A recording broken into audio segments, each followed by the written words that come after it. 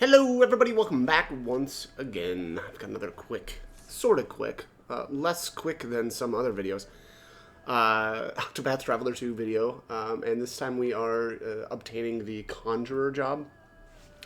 The first thing that you need to do is complete Hikari's Chapter 5, which I think is actually really annoying. It's one of the weirdest things about this game and how they decided to lock this class behind, you know, a certain character's chapter progression.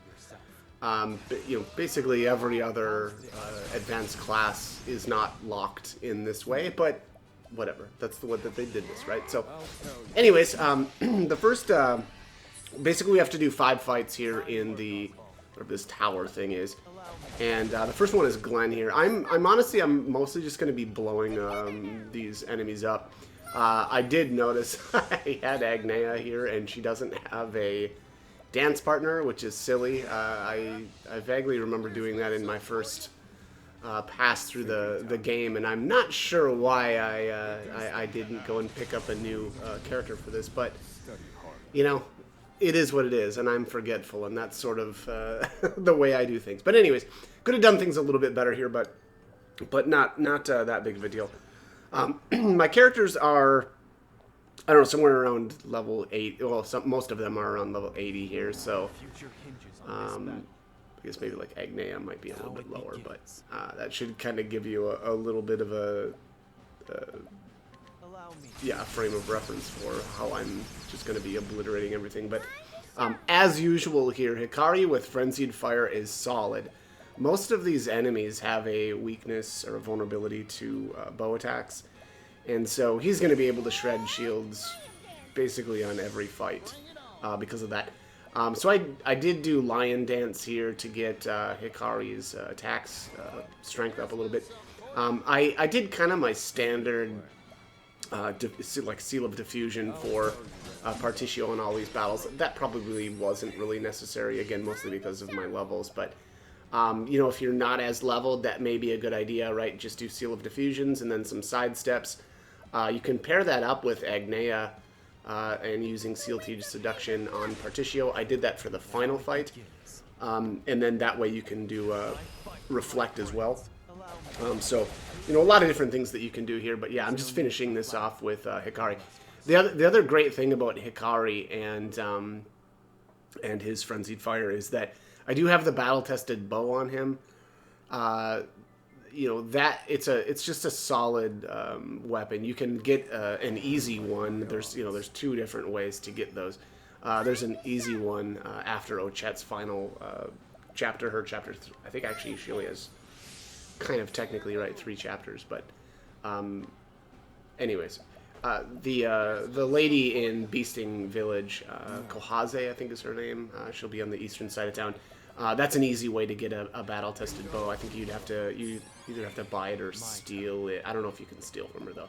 It just depends on what time she shows up. But either way, that's an easy way to get one. But anyways, the great thing about that is that combined with Frenzied Fire makes it so that very often here, and it happened here, you can see the enemy has 4 turns of defense down, and that's from that combo, because the battle-tested bow has that effect on it, right? Every time you use a bow attack, there's a chance that your enemy will be debuffed with the defense down, and since Frenzied Fire hits multiple times, it has multiple chances to actually happen. So that combined with, you know, limb from limb is really just going to be shredding.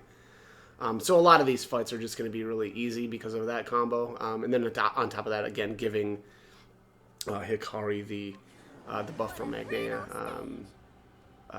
Lionheart Dance. So here, the next battle, this is a kind of a weird one. I don't know what happens with this guy if you just leave the ad up. I don't even know why it's here. I guess it never lived long enough for me to say one way or the other if it's a big deal or not, but again, as usual here, starting off with Frenzied Fire, getting those debuffs. Like, I got, wow, 9 stacks of that. That's kind of crazy. You know, as usual, though, not only is Hikari a good character to bring here, Ochet is pretty solid as well. And here, unfortunately, Hikari got swallowed for the time being. That's not that big of a deal, right? Once you break the guy, he's gonna spit Hikari back out, and there he is. But that can be a little bit annoying, right? If you're counting on Hikari or somebody else to break or shred shields, well, and they get gobbled up, it can be a little bit tough to get him broken. But you know, as usual, have multiple characters with the ability to take out shields is going to be the way to go. Diversify, I guess, is kind of what I'm trying to say. And yeah, limb from limb this guy, and yeah, tear him from limb. But anyways, yeah, that is it for the third boss. You know, I don't know. As far as mechanics and stuff, these aren't going to matter that much if you're here. You know, if you've put in a decent amount of levels, the final fight can be a little bit more of a challenge. But here, what is even happening here? What's going on with that? That's creepy. It seems totally random too. Anyways, all right. So here's the final floor.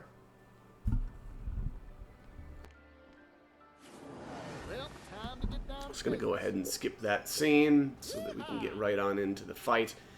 So I think she's got a ice vulnerability. What are her other ones? I can't remember her other ones. Maybe spear, and then dagger or something like that. We'll see.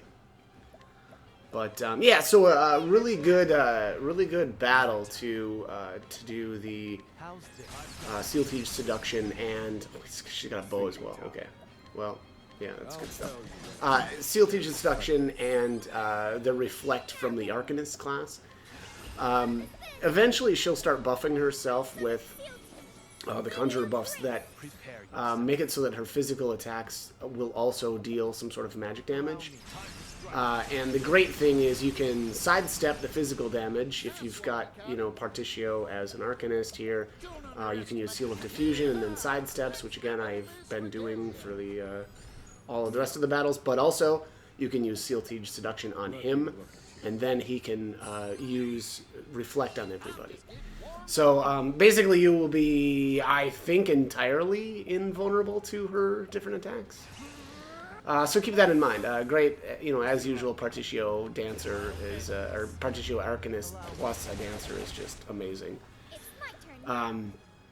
So yeah, I mean, and that's pretty much going to keep you safe for the entire battle. There isn't going to be much more to it. It's really just going to be about, you know, getting her down in yeah, I guess a reasonable amount of time. I've got Oswald here as a Arms Master, which probably seems a little bit weird, but there's so many weapons in the game that increase your like elemental damage. So like he's got a bunch of, I think he's got like the Fire Starter, which is, you know, a sword that increases the damage of fire attacks. I think he's got the is it the Flame Dragon Spear? Let's see here.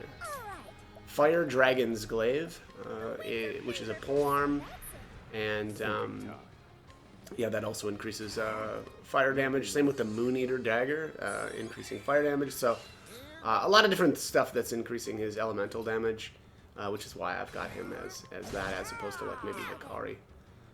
Hikari makes a really good Arms Master as well. But anyways, I just wanted to get a little bit more flexibility out of Oswald. Alright, so here's the second form. It looks like she's got a wind vulnerability, light vulnerability, yeah, axe, and staff. So sentencing gavel with Hikari is always going to be solid here, right? You know, being able to shred 3 shields off of her with because of that staff vulnerability. Ochet, you know, with her final ability is going to be really solid here as well if you decide to take her. Mostly just, again, for shredding shields. She's kind of like the premier breaker of the game, I would say. But yeah, other than that, there isn't much more to this. So she switches forms here again. Behold the might of heaven. Alright, so there she conjures ice. Dance of Immunity. Don't remember what that is. Dance of Immunity. I feel like I should know what that is. Let's see here. It's a single, immunity to enfeebling effects for 2. Okay, so you won't be able to stick debuffs on her. Yeah, that's okay, I suppose. Yeah, so I guess no no combos with Hikari and that battle-tested bow for me for the rest of this battle probably, but that's okay. I think we'll be fine. But yeah, there really just isn't that much more to this. This is just going to be, you know, getting her down, and hopefully she actually gets another attack. I want to see some more reflex here, because I always enjoy seeing that.